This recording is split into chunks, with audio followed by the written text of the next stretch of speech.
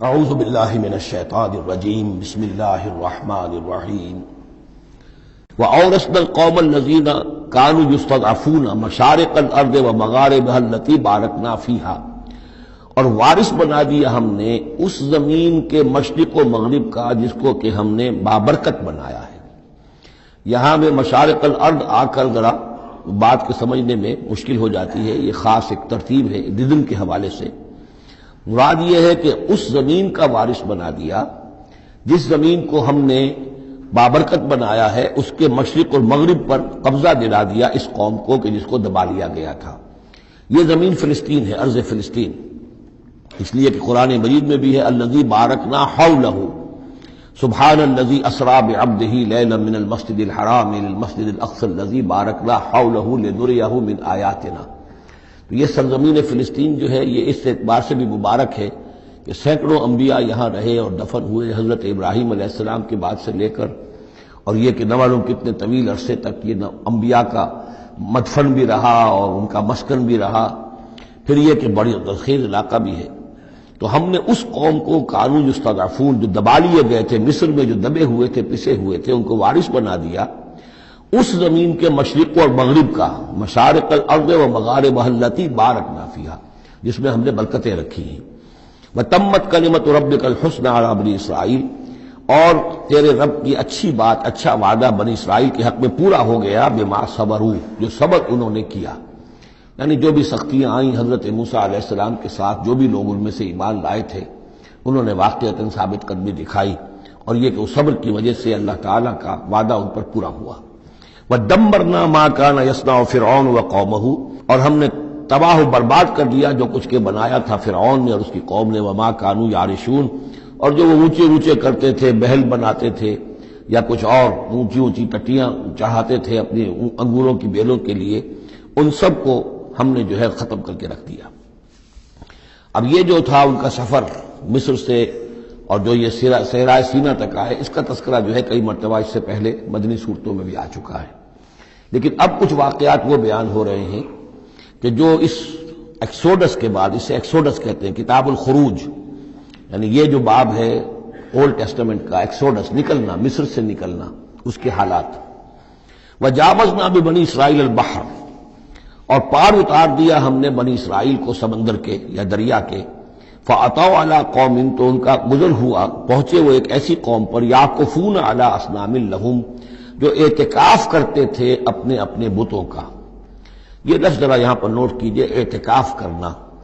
اصل میں جو فلسفہ ہے بت پرستی کا، جسے کہ آج کے دور میں ڈاکٹر رادھا کرشنن، جو ایک زمانے میں ہندوستان کے صدر بھی رہے ہیں، بہت بڑے فلسفی تھے، بلکہ ایک دور میں یوں سمجھیے کہ دنیا میں دو ہی فلسفیوں کا ڈنکا بج رہا تھا، ایک فلسفی مذہبی قسم کا اور وہ ڈاکٹر رادھا کرشنن تھے، اور ایک فلسفی ملحد قسم کا، وہ برٹرنڈ رسل تھا، اور یہ دونوں تقریباً ایک ہی عمر کے ہم عمر، اور دونوں ہی 90 سے اوپر ہو کر فوت ہوئے ہیں۔ تو ڈاکٹر رادھا کرشنن نے ہندوستان کے فلسفے کو گویا کہ زندہ کر دیا اپنی تصنیفات کے ذریعے سے۔ اس نے بت پرستی کا جو فلسفہ بیان کیا وہ یہ کہ ہم یہ نہیں سمجھتے کہ ان بتوں میں کچھ ہے، یہ تو اصل میں بت تو ہم کسی ڈیٹی، کوئی بھی دیوی یا دیوتا کے نام پر بناتے ہیں، اس کے دھیان کرنے کے لیے، کنسنٹریشن نہیں ہو سکتی، خوگرے پیکرے محسوس ہے انسان کی نظر۔ انسان جو ہے مراقبہ کرتا ہے، اگر آپ جو مراقبہ کرنا چاہتے ہیں، اللہ کے ساتھ دھیان لگانا چاہتے ہیں، کیسے لگائیں؟ لیکن اگر کسی تصویر کو سامنے رکھ لیں تو پھر توجہ کو مرکوز کرنا آسان ہو جائے گا۔ یہ ہے ان کا فلسفہ بت پرستی کا۔ تو اعتکاف ہی کو کہتے ہیں کہ سال میں یہ 10 دن آدمی نکال لے کہ اپنی توجہات کو ہر چیز سے، دنیاوی معاملات سے، ان سے ہٹا کر اور اللہ تعالیٰ کی ذات پر وہ مرکوز کرے، ذکر پر، توجہ پر اور دعا پر، مناجات پر، یہ اعتکاف ہے۔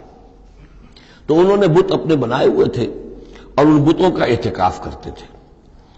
قالوا یا موسیٰ اجعل لنا الہا کما لہم آلہہ، انہوں نے کہا کہ اے موسیٰ ہمارے لیے بھی کوئی الہ بنا دو، معبود بنا دو، کوئی ایسی نشانی ہو جس کو کہ ہم ذریعہ بنائیں، اس کے اوپر اعتکاف کریں، گیان دھیان کا مرکز اس کو بنا لیں۔ قال انکم قوم تجہلون، حضرت موسیٰ نے فرمایا کہ تم جہل کا ارتکاب کر رہے ہو، کیا بات کہہ رہے ہو؟ ان ہؤلاء متبر ما هم فیہ، یہ لوگ جس چیز میں ہیں یہ تو ہلاک ہونے والے ہیں، برباد ہونے والے ہیں۔